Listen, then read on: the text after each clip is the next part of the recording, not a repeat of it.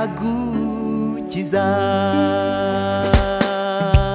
Mfite ingero nyinshi zirenze ibihumbi zabo yakijije.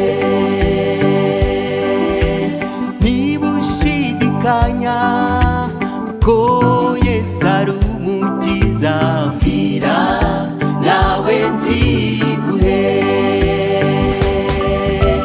Ibuka wa mugore warwaye imyaka 12, niwe wamukijije.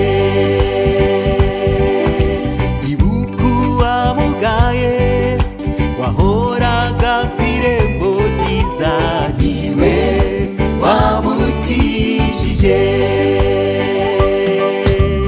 Yesu arakiza, nawe yagukiza.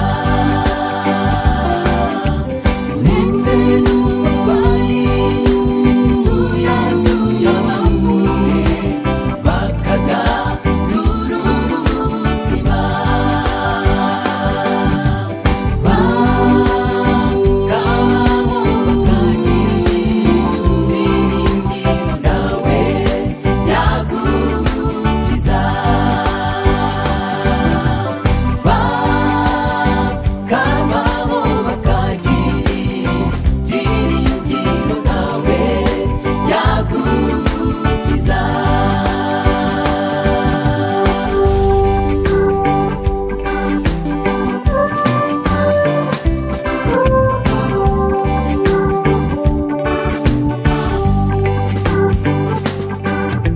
Nibuka ko Yesu ariwe wazuye umwana wa Yayiro akagarura ubuzima.